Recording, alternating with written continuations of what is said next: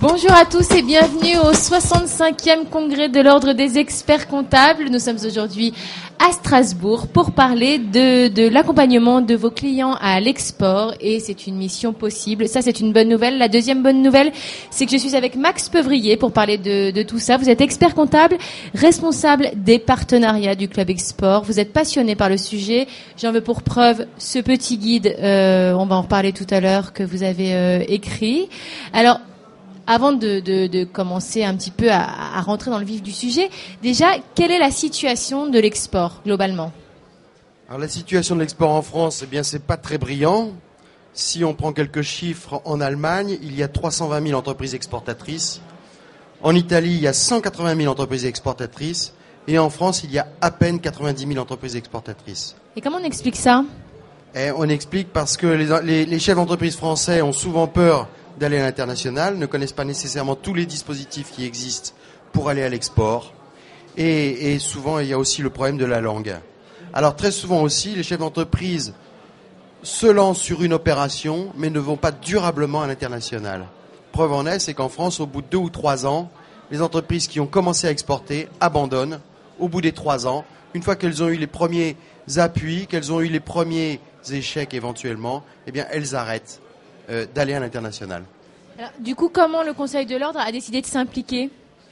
Alors, le Conseil supérieur est parti pour aider les chefs d'entreprise, justement pour augmenter le nombre d'exportateurs, pour faire connaître tous les dispositifs qui existent, tous les appuis qui existent à l'export par l'équipe de France de l'export, et faire connaître aux confrères qui, eux, vont pouvoir expliquer à leurs clients tous les appuis qu'ils peuvent avoir pour aller à l'international. Et surtout, essayer aussi d'accompagner les clients durablement à l'international.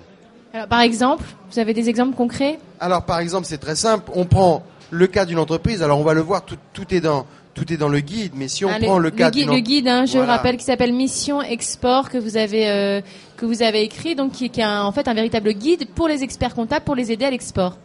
Alors, le Conseil supérieur a conclu une première salve, je dirais, de partenariat avec Ubifrance, la COFAS, Oseo, la CNCCEF, c'est-à-dire les conseillers du commerce extérieur de la France, Pacte PME International, et on en fera d'autres. Mais tous nos partenaires export sont là et expliquent les dispositifs qui existent. Alors, les dispositifs sont très très nombreux. Je vais donner un petit aperçu de ces dispositifs très rapidement, sachant que tout est là. Le premier dispositif, c'est chez Ubifrance. Chez Ubifrance, vous avez toutes les informations pour bien connaître, pour prendre connaissance d'un marché à l'international, pour aussi, Ubifrance vous aide à prospecter un marché, à avoir des rendez-vous avec des prospects dans ce pays-là. Tout ça, c'est des prestations qu'offre Ubifrance à des tarifs très intéressants. Voilà, leur documentation, c'est aux alentours de 25 € le guide pour prospecter un marché. Ensuite, les prestations, les prises de rendez-vous, tout ça, les études de marché local, ils le facturent, je donne le prix, à 550 € hors taxe la journée. D'accord. Alors justement, vous me donniez tout à l'heure hors antenne l'exemple d'une petite entreprise que vous auriez pu aider. Alors très simple, un confrère de ma région qui connaît peu de choses à l'export et m'avait cité le cas de 2 de ses clients qui voulaient aller créer une société, l'une en Tunisie et l'autre en Algérie. Ils voulaient développer sur le marché de l'Afrique du Nord et ils ne savaient pas comment les aider et quels appuis trouver. Alors ça a été très simple, j'ai rencontré ces 2 chefs d'entreprise il y a 1 ou 2 jours. Je leur ai expliqué tout simplement quelles aides ils pouvaient avoir, quels appuis ils pouvaient avoir. Alors les appuis les plus connus, c'est très simple, c'est l'assurance prospection de la COFAS, qui permet quand même de faire financer des budgets, je vais dire, de 50 000 à 150 000 € de dépenses par an pour une petite entreprise. On peut aller bien au-delà, mais 50 000 à 150 000 € par an, c'est assez facile pour une petite entreprise. La COFAS en finance 65%. Si vous réussissez, vous remboursez la COFAS. Si vous ne réussissez pas, l'argent reste acquis.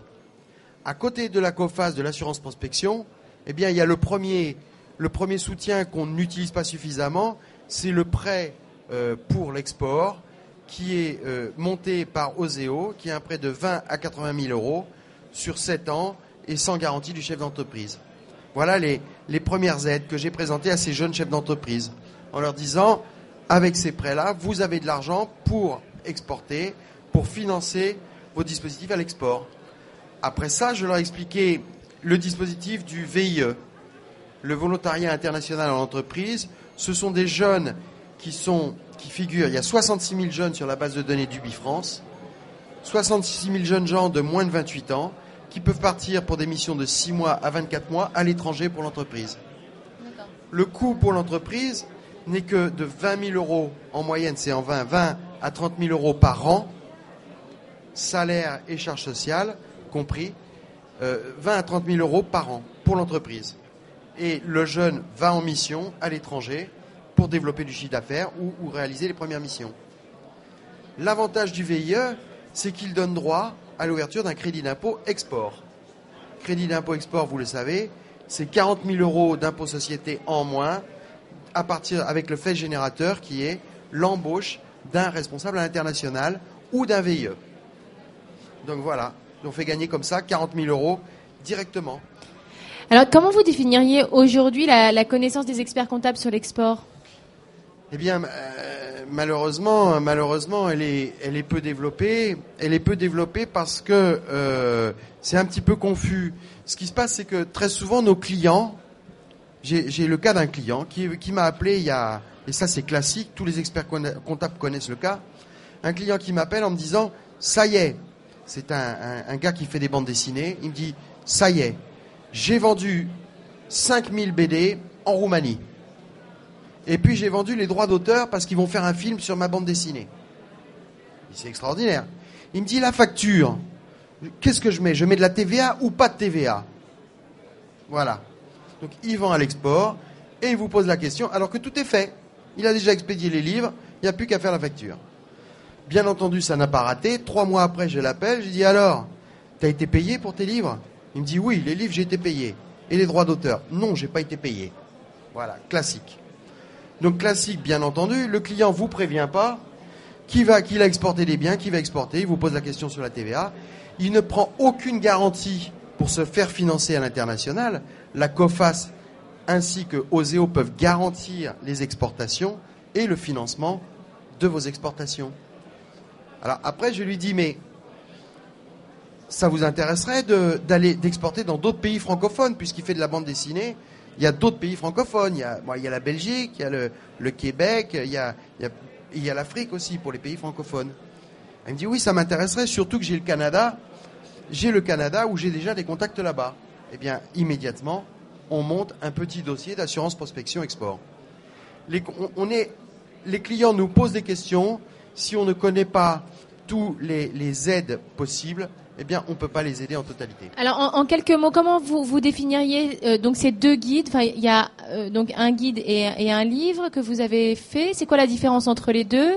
En quelques mots, pour nous donner envie de les lire. Le guide export, Mission Export, qui est distribué juste à côté. Ce guide reprend les aides et appuis de nos partenaires à l'international. Il y a aussi, vous verrez, toutes les missions que peut faire un expert comptable à l'international. On vous donne aussi des informations sur un autodiagnostic, enfin un diagnostic de l'entreprise à l'international. C'est un début, ça répond. L'avantage aussi, c'est que vous avez à la fin l'annuaire de tous les représentants, de tous les partenaires à l'international par région. C'est précieux. Il ne faut pas hésiter. Il ne faut pas hésiter quand vous avez un client qui vous pose des questions à l'international, eh bien de le renvoyer vers soit la Chambre de commerce et d'industrie, soit Oseo, soit la COFAS, soit UbiFrance pour avoir les premières aides. D'accord. Et l'autre ? Alors l'autre, c'est un pocket qui vous sera un pocket export, c'est le premier pocket export, qui lui explique toutes les bases à connaître pour accompagner vos clients à l'international, avec aussi des aspects fiscaux, avec des aspects sur les modes de financement, avec les incoterms qui sont mis à jour, voilà, et les aspects sociaux aussi. Et puis bien sûr les appuis à l'international. D'accord. En tout cas, si vous voulez en savoir plus, sachez que demain, lors du congrès, demain vendredi de 16h30 à 18h, il y aura justement un atelier pendant 1h30 où vous serez là, Max Pevrier à nouveau, pour nous expliquer à nouveau et plus en détail comment accompagner vos clients à l'international. Pour terminer, quelles actions le Conseil supérieur de l'ordre entend mener pour que les experts comptables accompagnent au mieux leurs clients? Alors, le premier dispositif, c'est qu'avec nos partenaires de l'équipe de France de l'export, nous faisons notre petit tour de France de l'export, c'est-à-dire qu'on fait des réunions en région pour présenter ce qui vous sera présenté demain, c'est-à-dire le rôle de chacun pour accompagner les clients à l'international. Donc ça, c'est la première étape. On fait des réunions, des conférences. La prochaine, c'est à Paris le 22 novembre. La suivante, c'est à Marseille le 9 février. On va essayer de cadencer comme ça dans toutes les régions. La deuxième action que nous avons menée, eh bien, c'est de lancer un programme de formation, 5 jours de formation qui vont être au programme de nos organismes de formation pour vous aider, vous faire comprendre à vous-même ainsi qu'à vos collaborateurs comment accompagner les clients à l'international. Eh ben, merci beaucoup, Max Pevrier. Vous avez un mot à ajouter peut-être avant de se quitter? Non, c'est parfait. Non. Si. Accompagner vos clients à l'international, c'est développer leur chiffre d'affaires, mais aussi le vôtre derrière. Ouais, ce qui ne gâche rien. Évidemment. Merci beaucoup, Max Pevrier. À très bientôt. Au revoir.